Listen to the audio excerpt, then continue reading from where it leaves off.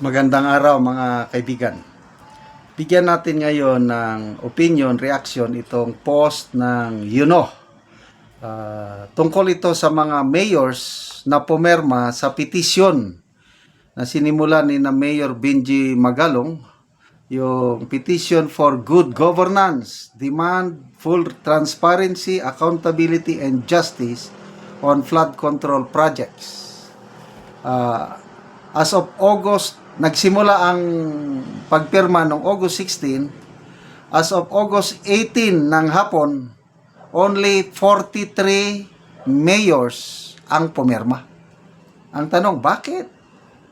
Baliwala lang ba sa kanilang nangyayari sa ating 545 billion pesos ang ginugol na nagastos na sa flood control projects mula nung umupo ang administrasyong ito.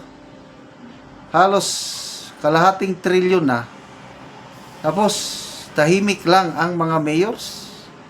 Ito, basahin ko ha. As of August 18, 2025, 4 p.m., it has reached 43 mayors who signed and expressed their support for the call for full transparency, accountability, and justice for flood control projects. See if your mayor has supported this advocacy. Okay. So, basahin ko ang mga pumirma. Medyo maliliit. Mayor Magalong, Baguio City. Mayor Vico Soto, Pasig City. Mayor Joy Belmonte, Quezon City. Mayor Hataman, Isabela City. Vice Mayor Arnado, former Mayor Rimulyo, Mayor Orayani, Lubang, Occidental Mindoro, Mayor Diseña, Enrile, Cagayan, Mayor Letargo, Gumaca, Quezon. Pakinggan nyo ang inyong mga mayor. Mayor Suayan, Candelaria, Quezon. Mayor Kalayag, Dolores, Quezon. Mayor Paulino, Olongapo City. Mayor Villanueva, Bukawi, Bulacan. Wow, salamat at may Bulacan. Mayor Kalonghe, Mabuhay, Sambuanga, Sibugay.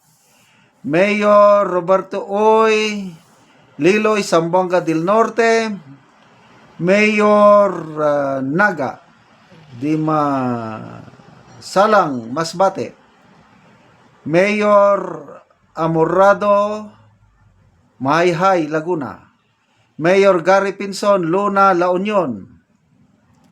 Malilit itong iba, pasensya kung hindi ko mabasa. Mayor Peña, San Jose, Camarines Sur. Mayor Alpeche, Alimudin, Iloilo. Mayor Sukra, Kalibo Clan. Vice Governor Aquino, Province of Tarlac. O, salamat at may Vice Governor na pumirma. Mayor Saludaga, La Visares, Northern Samar.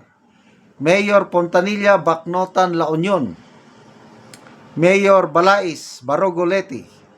Mayor Cuevas, Palayan City, Nueva Ecija. Mayor Manigsaka, Rizal, Zamboanga del Norte.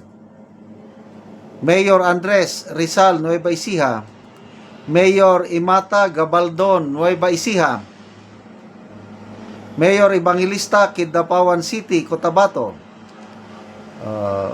Mayor Carloto, Tampilisan, Zamboanga del Norte. Mayor Marquez, Sablayan, Occidental, Mindoro. Mayor Cosico, Paite, Laguna. Mayor Chanco, Nabota City. Baka ito ang kapatid ni Congressman Toby Chanco. Mayor Tupas, Barotok, Viejo, Iloilo. Mayor Sumandar, Piagapo, Lanao del Sur. Mayor Lopez, Madrid, Surigao del Sur. Mayor John Aying, Sara, Iloilo. I think PMA graduate ito. Si Mayor Aying. Retired general ang alam ko ito. Mayor Rosario, Manawag, Pangasinan. Mayor Iñares, Antipolo City. Mayor Constantino Abra de Ilog, Occidental Mindoro. Congressman JV Benitez, 2nd District, Negros Occidental. Vice Mayor Kabael Malinog Samar. Yan pa lang po ang nakapirma. Nakakapagtaka. Sa Bulacan, ang most flooded region in the country, isang mayor lang pumirma. Ano lang, Bulacan, Bukawi, Bulacan lang. Nasaan yung mga kalumpit, yung mga baliwag, yung mga binibisita ng presidente? Nakaabot na ba sa kanila itong petisyon? O I don't know, ayaw ba nilang pumirma? Okay, so, sana, suportahan pa ito ng marami pang mayors.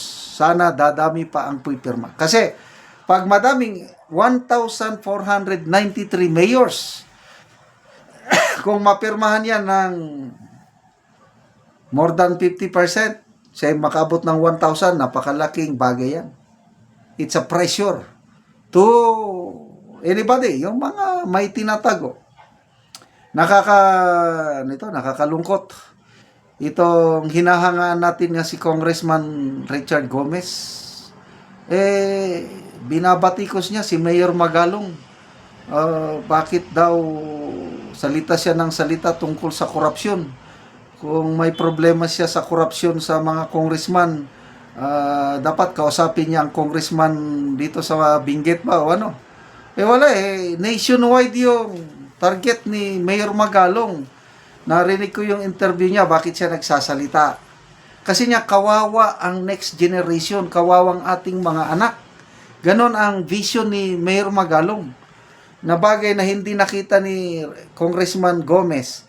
Sabi nga ni Congressman Gomez sa kanyang post, mahiya ka naman. Sabi niya sa ating, anyway, nakakalungkot. But tayo, nakakakita sa magandang hangarin ni Mayor Magalong, suportahan natin siya,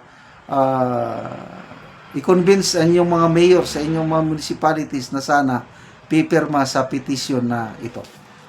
Okay, salamat mga kaibigan sa inyong pagsubaybay sa ating channel. Nakakatulong kayo na sa Tribong Talandig ng Bukidnon dahil ang sweldo natin sa channel na ito, pantulong po sa tribo, namimigay tayo ng mga libreng yero at pako para makapagpatayo sila ng mas maayos na tahanan. Panoorin niyo ang video na ito. Si Angkol ang natagaan og sin og mag-atop na ni siya karon.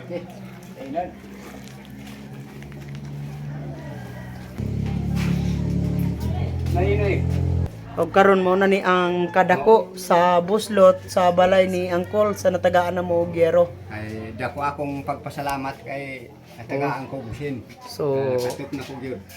mga dagko na gid kayo ang buslot sa iyang yero. Magtangtang na gid si Angkol sa yero kay mag-atop na siya.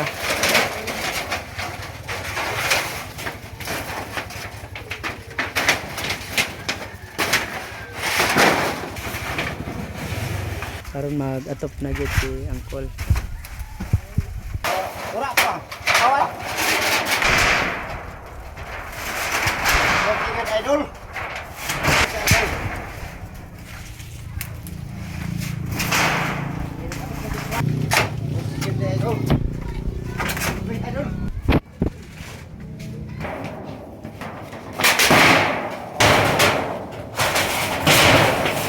Katap lagi si idol. Tawa na o nagkontayo kag awit ini na sin.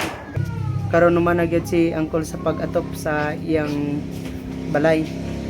So maayo na gid nga tan-awon. Kayo sa Ginoo nga nakuha na ko sa video nga salamat sa Ginoo kay naiwan na gyud ning akong balay di na ko gyud ulanan. Oh, salamat kayo, Kol. Salamat kayo. Oo, thank you.